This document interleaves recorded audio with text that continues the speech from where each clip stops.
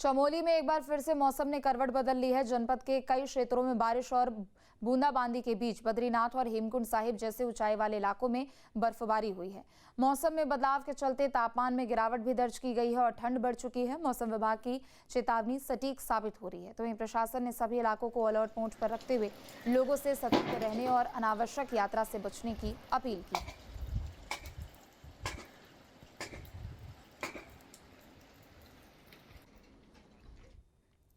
रुद्रप्रयाग से बड़ी खबर है। केदारनाथ धाम में मौसम खुला है। पिछले 2 दिन से बर्फबारी का दौर जारी था। बता दें कि केदार घाटी में कई फीट तक बर्फ भी जम चुकी है। बर्फबारी से मंदिर परिसर सफेद नजर आ रहा है। बर्फबारी से यात्रा की तैयारियों पर भी असर पड़ रहा है। बता दें कि 22 अप्रैल को केदारनाथ धाम के कपाट खुलने वाले हैं। यात्रा की तैयारियों में प्रशासन जुटा हुआ है। तो मौसम की बेरुखी केदारनाथ धाम की यात्रा पर भारी पड़ती हुई दिखाई दे रही है। केदारनाथ धाम में लगातार मौसम खराब हो रहा है और 22 अप्रैल से शुरू हो रही यात्रा की तैयारियां प्रभावित हो रही है। 2 दिनों तक धाम में जमकर बर्फ गिरने के बाद आज मौसम साफ है, लेकिन केदार नगरी ने बर्फ की मोटी चादर ओढ़ रखी है, जिस कारण यात्रा तैयारियों पर ब्रेक लगा हुआ है। मंदिर परिसर और रास्तों से बर्फ हटा दी गई थी, लेकिन एक बार फिर से यहां बर्फ की मोटी परत जम चुकी है। बता दें कि 22 अप्रैल को बाबा केदार के कपाट खुलने वाले हैं, लेकिन मौसम की बेरुखी यात्रा तैयारियों पर भारी पड़ रही है। धाम सहित यात्रा मार्ग पर स्वास्थ्य, पेयजल, संचार, विद्युत आदि आपूर्ति सुचारू की जानी है, लेकिन मौसम यहां एक बड़ी चुनौती है। और चलिए ज्यादा जानकारी के लिए संवाददाता प्रवीण जुड़ चुके हैं।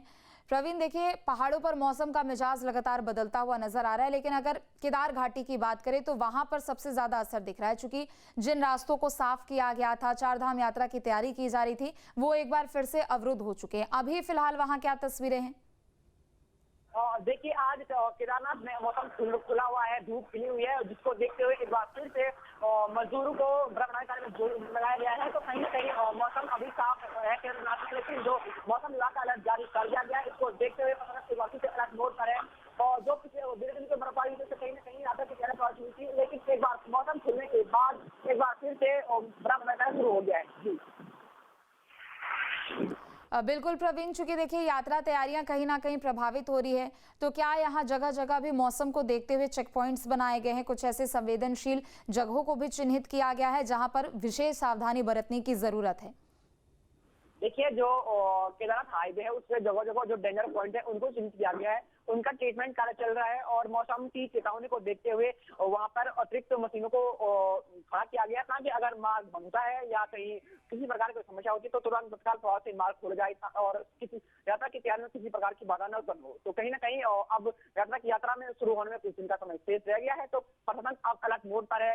जो डेंजर पॉइंट है उनको चिन्हित कर उनका ट्रीटमेंट कार्य चल रहा है। जो हाईवे क्षतिग्रस्त है उनका ट्रीटमेंट किया जा रहा है, ताकि जो साधन यात्रा पर आने वाले श्रद्धालु हैं उनको किसी प्रकार की दिक्कतों का सामना करना पड़े। जी बिल्कुल, चूंकि लगभग 15 दिन के बाद यात्रा शुरू हो जाएगी और जरूरी सामानों को भी मैदानी इलाकों से केदार नगरी में पहुंचाना एक बहुत बड़ी चुनौती है, तो ऐसे में तैयारियां किस तरीके से यहाँ पर की जा रही है?